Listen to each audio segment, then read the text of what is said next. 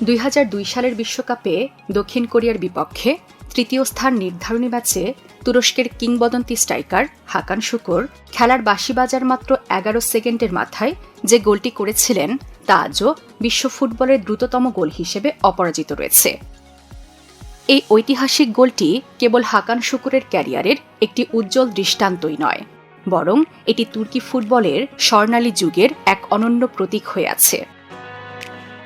চলুন জেনে নেওয়া যাক সেই অবিস্মরণীয় গোলের পেছনের গল্প এবং তুর্কি ফুটবলের বিশ্বমঞ্চে ঘুরে দাঁড়ানোর রোমাঞ্চকর ইতিহাস।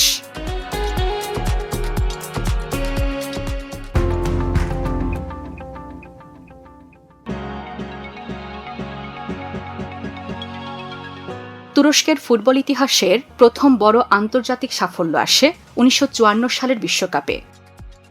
তৎকালীন সময়ে তুরস্কের কোয়ালিফিকেশন প্রক্রিয়াটি ছিল নাটকীয়। স্পেনের বিপক্ষে প্লে অফ ম্যাচে 2-2 গোলে ড্র হওয়ার পর লটারির মাধ্যমে তুরস্ক বিশ্বকাপের টিকিট নিশ্চিত করে, যা ছিল বিশ্বকাপের ইতিহাসে লটারির মাধ্যমে দল নির্বাচনের প্রথম ঘটনা। সুইজারল্যান্ডে অনুষ্ঠিত সেই বিশ্বকাপে তুরস্ক খুব বেশি দূর এগোতে না পারলেও দক্ষিণ কোরিয়ার বিপক্ষে 7-0 গোলের বিশাল জয়টি তাদের ইতিহাসে চিরস্মরণীয় হয়ে আছে। 2026 সালের আগে তুরস্কের শ্রেষ্ঠ সময় ছিল 2002 সালের বিশ্বকাপ। দক্ষিণ কোরিয়া ও জাপানে অনুষ্ঠিত সেই বিশ্বকাপে তারা বিশ্বকে অবাক করে দিয়ে তৃতীয় স্থান অর্জন করে। সেনেগালকে হারিয়ে সেমিফাইনালে ওঠা এবং সেমিফাইনালে ব্রাজিলের কাছে 1-0 ব্যবধানে হারের পর তৃতীয় স্থান নির্ধারণী ম্যাচে দক্ষিণ কোরিয়াকে 3-2 ব্যবধানে হারিয়ে তারা বিশ্বকে তাদের শক্তির জানান দিয়েছিল।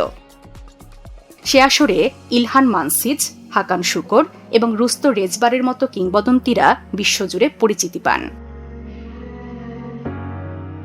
2002 সালের পর তুরস্কের ফুটবল ভক্তরা বারবার বিশ্বকাপে তাদের প্রিয় দলকে দেখার আশায় বুক বেঁধেছে, কিন্তু প্রতিবারই কোয়ালিফিকেশন রাউন্ডে এসে তাদের স্বপ্ন ভেঙেছে।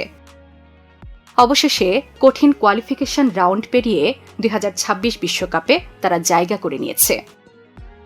বর্তমান তুর্কি দলটিতে রয়েছে এক ঝাঁক প্রতিভাবান তরুণ এবং অভিজ্ঞ খেলোয়াড়ের সমন্বয়।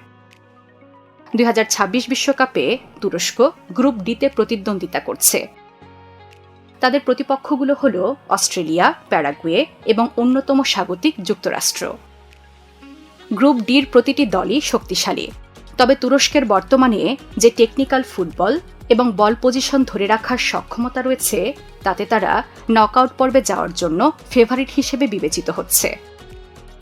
তুরস্কের বর্তমান দলটি কেবল অংশগ্রহণের জন্য বিশ্বকাপে আসেনি, তারা এসেছে নিজেদের পুরনো গৌরবের পুনরুত্থান ঘটাতে।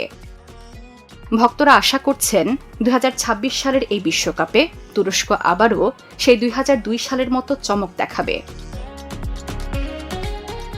কোচ ভিনসেনজো মন্তেলার অধীনে দলটির সুশৃঙ্খল পরিবেশ এবং তরুণদের উদ্দীপনা তুর্কি ফুটবলকে বিশ্বমঞ্চে এক নতুন উচ্চতায় নিয়ে যাওয়ার স্বপ্ন দেখাচ্ছে।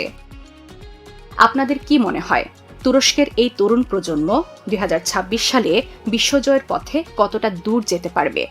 আপনাদের মতামত আমাদেরকে জানিয়ে দিন কমেন্ট বক্সে।